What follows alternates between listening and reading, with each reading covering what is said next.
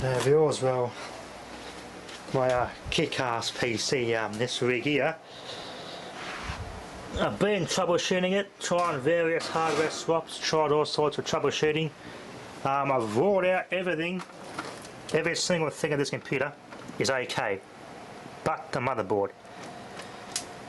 Yeah, the motherboard's bad. It's a bit of a shame. It was a nice rig. So I've just taken the GPU out and put it in the other machine. I did ghost this SSD over what I wanted. I just had it so I can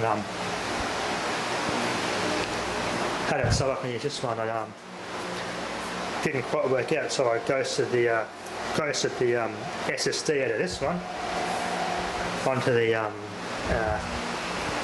SSD I took out of this.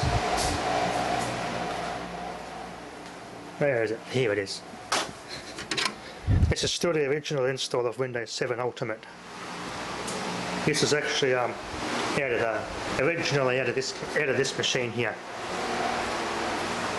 So this has got Windows 7 Ultimate on it, 64-bit. I'll just copy this over to the 1TB SSD, which I got out in the originally in this rig here.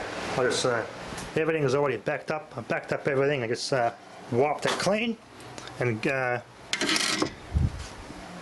started again. Basically, I just copied I had a copy of Windows 10 Enterprise.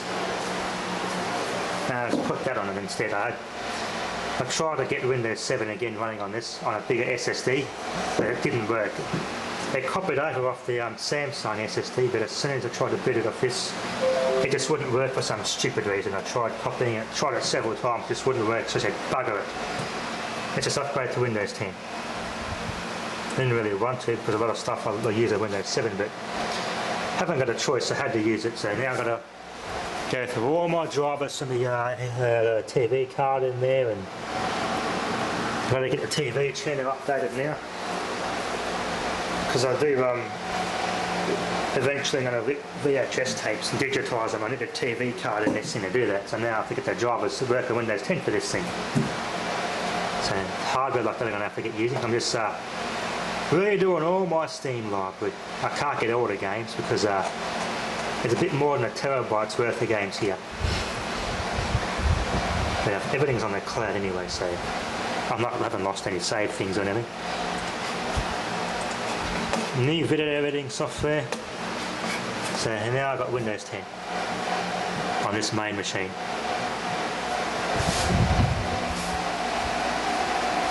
Just have to be experimental with my video uploads now. Find a good. For some reason, Sony Vegas has been taking up too much hard drive space on rendering the videos. It's a bit annoying. It's a bit of a shame this motherboard died. It was a nice rig. I've got the TV card in here, that's a newer one. I'll have a go at the one on the other machine, it's from 2009. I don't know if the drivers are compatible with Windows 10. I'll have a look. If it doesn't work, I'll put this TV card in it. This is a newer one. I'm pretty sure when I got this card in 2014 it was compatible with Windows 10, so I just use this card to rip from a VHS. Yeah, as I said, I took the RAM out, the RAM was good, took all the hardware off the motherboard, took the RAM out, and then it still had that problem. Took the CPU out, still had that problem, so I think it's one of these MOSFETs or something like this heatsink must be bad, because it just, I'll demonstrate it in a minute, but it just turns on and shuts off straight away. Sometimes after a couple of seconds it will just turn straight off like there's a shorts on me. And I'll set that over here. And of course I put the 750 Ti graphics card in my main rig, well now is my main rig now. So that's I can't play Fallout 3 with this card, it's not good enough. This was a nice card back in the day. Made in Taiwan. At least it's not made in China. Everyone I've built this week, I avoided a lot of Chinese made crap. Most of the add-on cards, the other media TV cards Taiwanese, the RAM's Taiwanese, so I got some good, pretty good hardware for this one. It's still good for a long time to come yet. So I've got a lot of good bits now. I'm probably going to put my other hardware in that case, because this case isn't very good for cooling. It's a bit warm there. Yeah, I'll put all the hardware out here, put it in that AirTech case, and just put the two 6TB hard drives. The one's already in here, but you put the other Western Digital one in here as well. I was thinking of it because one I got. Yeah, I just use it just to put all my videos on it. That's my WD Black. That's got all my YouTube videos on it to date. It's got a lot of stuff on there had over the years. And that's a 4TB Dell SAS drive. Quite a good quality drive, enterprise drive.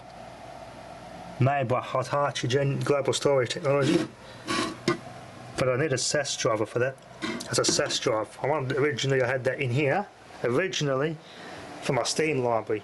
It's a good performance, speedy hard drive.